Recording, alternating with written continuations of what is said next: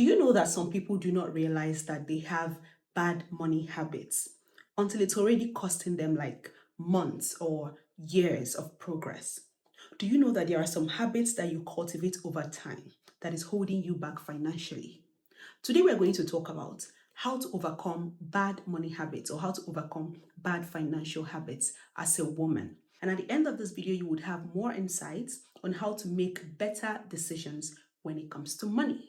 Okay? So let's get into it. Now, the first key pointer on how to overcome bad money habits is to first of all identify your financial triggers. Many bad money habits come from either emotional or environmental triggers. So you need to identify the one that relates to you. For some people, it's when they are stressed. Lots of people make terrible financial decisions when they are stressed. For some people, it's when they are bored. For others, it's societal pressure. They look around them and everybody around them seems to be moving at a certain pace and they start feeling pressure. And before you know it, they start spending money carelessly. For a lot of people, it's influence. There are people that make bad financial decisions depending on who is around them.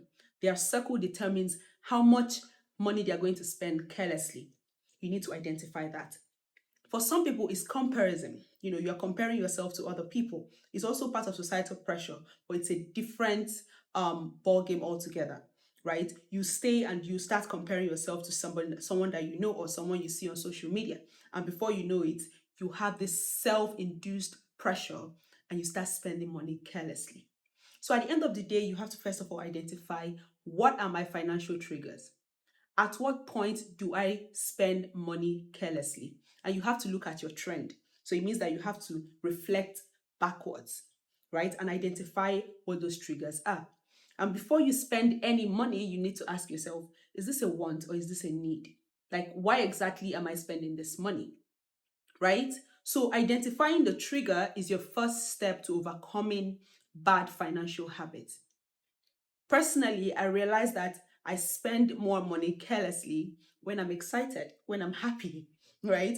And it's one of those that I say, oh, you only live once. And someone can easily say, oh, but it's not a problem. Now, it means that when you're happy, you want to live life to the fullest. But then again, if you sit back and think about it, I make terrible decisions when I'm excited. I buy things carelessly, I spend money carelessly. So I personally, I already know that this is my fault. This is something that is a trigger for me. So what do? I need to find a way to manage myself when I'm excited or when I'm happy. When I'm excited and when I'm happy, I need to find ways to curtail my desires and ask myself that relevant question. This thing I'm buying, is it a need or is it a want? Why am I buying it? Right? And it has helped me so much to curtail my excesses when I'm excited. So the first step, like I said, is to identify your trigger, right? Now, the second key pointer on how to overcome bad financial habits is for you to create a realistic budget for your lifestyle. For your lifestyle. Now, when it comes to lifestyle, everybody has a lifestyle. Everybody has a lifestyle. As to whether you have to sit yourself down and ask yourself very important question, but you know what fits your lifestyle, right? And you have to be true to yourself. You have to tell yourself the honest truth and then create a budget. What is my income? What comes into my pocket at the end of every week or at the end of every month? Now, what are my primary needs? That is rent, clothing, shelter, food. What are my primary needs? How much do I spend on an average on my primary needs? Now, what are my secondary needs? You need to identify these things and then create a budget based on what is coming into my pocket. This is how much I spend on primary. This is how much I spend on secondary. This is how much I spend on miscellaneous. This is how much I am willing to save, because it's really important that you budget based on your lifestyle. You have to prioritize. Before you do anything, prioritize. Creating a budget is also, there's something that we call bookkeeping. And it's a lost art because lots of people do not, even people that do businesses, they don't have an account of how much comes into their pocket or how much expenses goes out at the end of every month. But creating a budget, having a journal of some sort, or you can even do it on your laptop, on your system, on your phone. But there has to be some sort of journal where you are accountable to yourself. So you create a budget. This is how much comes in, like I said. This is what I spend on primary, secondary, and miscellaneous needs. And then this is how much I am saving at the end of every month or at the end of every week. So that at the end of the year, you can sit yourself down and look through your book. You look through your book and then you see how much you have spent. And this will also help you when you are forecasting. It will help you when you are projecting for whatever it is or whatever big thing that is happening in your life. Because now you know what you are spending on average. It is really important that you budget.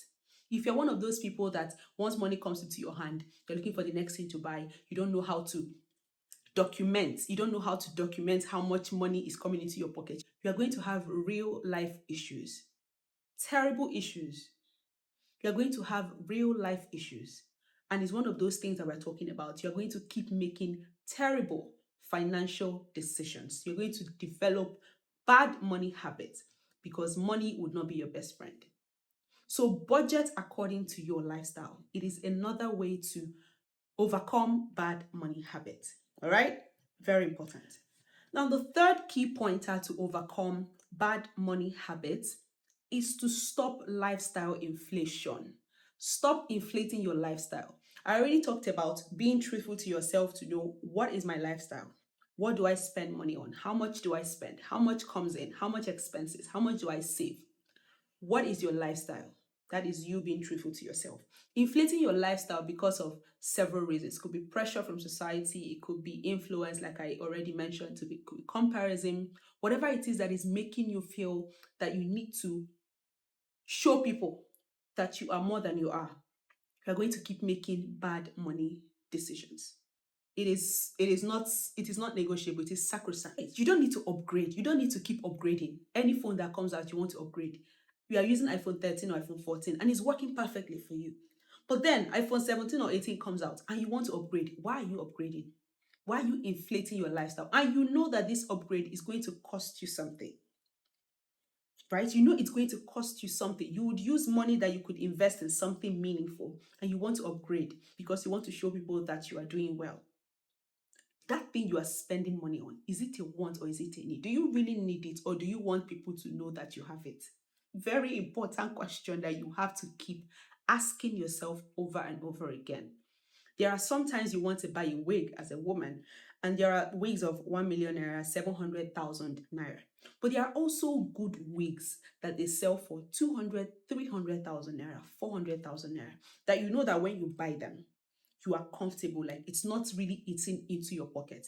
But if you buy that 1 million naira wig, it's going to take something out of you. But you know, but then again, you want to buy that one that is much more expensive, that will cost you a lot more and hurt your pocket because you want people to know that you have arrived. That thing you want to buy, ask yourself, do I really need it or do I want people to see that I have it? Very important, because at the end of the day, it all comes from seeking validation from people. And that is the reason why a lot of you keep inflating your lifestyle. You're upgrading your phone every 2 minutes. You're iPhone's best customer. Anytime a new one comes up, you're going to upgrade. Why do you need to keep inflating your lifestyle? Now, don't get me wrong, there are some people that can comfortably afford to keep upgrading their lives anytime something new comes up. But like I said, it's you being truthful to yourself to understand, what is my lifestyle? What is my income? How much am I saving? Now, if your expenses is hands down beating what is coming into your pocket and what you're able to save, then you are inflating your lifestyle. You are inflating your lifestyle. And you need to cut down, because that is you cultivating bad money habits that is going to hurt you in the future. All right? So the third one is to stop inflating your lifestyle. Now, the fourth key pointer on how to overcome bad money habits is to say no. Learn to say no without feeling guilt. Learn to say no without feeling guilt. And this also relates to what I said when I mentioned influence. Because for a lot of people, like I said, when the circle around them keeps influencing them terribly and they make bad decisions depending on who is around them. But you have to learn to say no. And it's not just to other people, but also to yourself.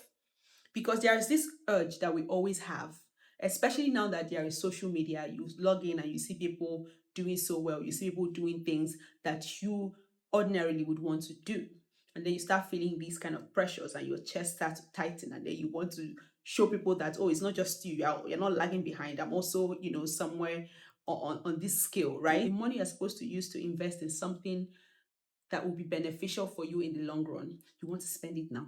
You want to spend it now because why? People need to see that I'm not lagging behind. So you need to learn to say no, even to your own desires.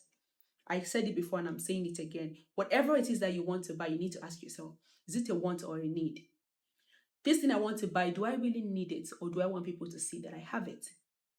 Right? Once you're truthful enough to yourself to answer these questions honestly, then you realize that a lot of your issues will be solved. Oh, I can't afford it. Oh, I can't do that. Oh, I can't spend now. Oh, give me time. I'm saving towards it. Oh, let me pay instrumentally. You don't have to feel any kind of guilt because why? You know yourself more than any other person. And that is what is most important. Learning to say no to other people, to pressure, to influence, and also to yourself. So that is discipline. It's the kind of discipline that you need to cultivate for you to overcome bad money or bad financial habits. All right? Very important. The final key point that I'm going to talk about today that would help you to overcome bad money habits is to build a supportive money environment. Build a supportive money environment. Now, this comes from a lot of self-awareness and a lot of conscious effort because now it involves you cutting out anybody or any situation that makes you spend money carelessly. People that do not encourage you to make good decisions financially. You have to learn about finances. You have to learn about bookkeeping. Follow people that talk about these things. They are all over social media. What you listen to, what you ingest, what you digest would eventually be what is building you up as a human being or as a person. So you have to be very conscious about what you listen to. Listen to podcasts that are talking about money, discipline, that are talking about finances. Tune into shows that talk about it. Build, like I said, accountability partners. You can find people within your circle or someone that you know that you're going to be, you guys will be accountable to each other. There are things that they do now, they call it money groups, where people form a group and then they start contributing money and then they start saving up money. You can join those kind of groups. These are things that will help you to cultivate good money habits, right? Building that environment or that circle that would support you, that would enable you to not spend money carelessly. And even when you want to spend, they will be there to hold you accountable, right? And also, you have to discipline yourself enough because at the end of the day, every other thing can be external. But once you are the problem, then your solution is far-fetched, right? So you have to be disciplined enough to make the right decisions. You have to be disciplined enough to want to make conscious effort into unlearning a lot of things and learning how to be financially accountable and how to cultivate good financial or money habits. So build that supportive environment, look for accountability partners, listen and follow people that would motivate you to have discipline when it comes to money. Podcasts, radio shows, TV shows, influencers that actually talk about money and finances. You have to follow them, listen to them, emulate whatever it is that they are saying. These are steps that you can take to overcome bad money habits as a woman, right? So I hope that this short video has helped somebody today. And also, I mean, it's just that little voice in your head that keeps telling you, oh, I think now is the time to start. And as 2025 is coming to an end, we're going to enter another financial year starting from January 2026. So it's not a bad time to have that self-reflection and then just jot things down that you can implement starting next year, all right? So that 2026 will be a good financial year for you and also for me, all right? Thank you guys so very much for watching. Do not forget to subscribe and turn on notification because I'll be posting new videos every single week, okay? Until next time. See ya.